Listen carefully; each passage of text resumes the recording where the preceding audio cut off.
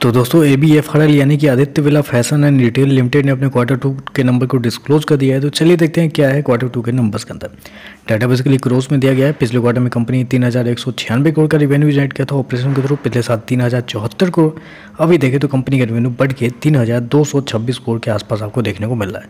तो साल दर साल देखें तो साल दर साल कंपनी की रेवेन्यू के अंदर एक हल्की सी तेजी आपको देखने को मिली। अप्रोक्सीमेटली बोल सकते हैं 5% के आसपास का जंप आपको देखने को मिला है। वहीं अगर क्वार्टर जाते हैं तो क्वार्टर भी कंपनी के रेवेन्यू के अंदर एक हल्की सी अप्रोक्सीमेटली 1% के आसपास की तेजी है। तो क्वार्टर साल दर साल कंपनी का रेवेन्यू ज़्यादा नहीं बढ़ा है, लेकिन हाँ पॉजिटिव साइड पे जाता हुआ आपको देखने को मिल रहा है।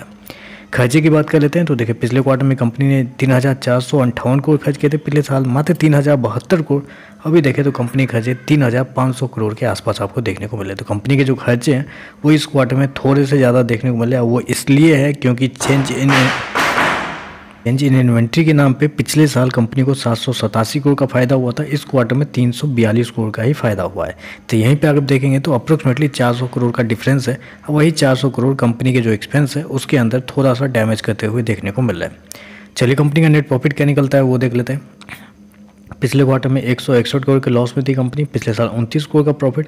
अभी देखें तो कंपनी 200 करोड़ के लॉस में जाती हुई आपको देखने को मिली। तो साल दर साल देखें तो कंपनी मुनाफे से घाटे में जाती हुई आपको देखने को मिली। जहाँ 29 करोड़ का प्रॉफिट था अभी देखें तो 200 करोड़ का लॉस आपको देखने को मिल रहा है।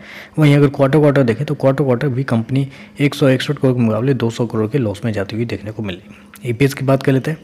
पिछले क्वार्टर में देखें तो पिछले क्वार्टर में कंपनी ₹1.47 के EPS माइनस में थी। पिछले साल 40 पैसे का। अभी देखें तो ₹1.86 माइनस का आपको देखने को मिल रहा है। तो ओवरऑल अगर मैं नंबर को समराइज को देखेंगे, ये जो लॉस आपको दिख रहा है ये लॉस मेरे लिए कोई बड़ी बात नहीं है, क्योंकि ये कंपनी लगातार पिछले 3-4 क्वार्टर से लॉस में ही डील कर रही है। तो ये कोई बड़ी बात नहीं है कि कंपनी इस क्वार्टर में लॉस में चली गई है। और लॉस में जाने का एकमात्र रीज़न ये भी है चेंज इन इन्वेंट्री। अगर यहीं पे कंपनी अगर पिछले साल जितना ही कंपनी चेंज इन इन्वेंट्री दिखाती रहती तो यहाँ पे तो अप्रोक्सीमेटली आप समझ लीजिए 200 करोड़ के आसपास का फायदा होता कंपनी को। जी हाँ, 200 करोड़ के आसपास का फायदा होता। तो उसको मैनेज कर सकते। मार्केट पूरा बैलेंस शीट को अच्छे से पढ़ेगा फिर उसके ऊपर रिएक्ट करेगा। तो मेरे हिसाब से नंबर कुछ ख़राब नहीं है। हाँ, अगर 1-2% के आसपास की गिरावट आती है शेयर के अंदर तो वो बाइंग अपॉर्चुनिटी होगी कि शेयर ऑलरेडी 215 रुपये के आसपास आया। जितना 200 रुपये के करीब ये शेयर मिले मेरे हिसाब से उतना ज़्यादा अपॉर्चुनिटी है बाई करने का।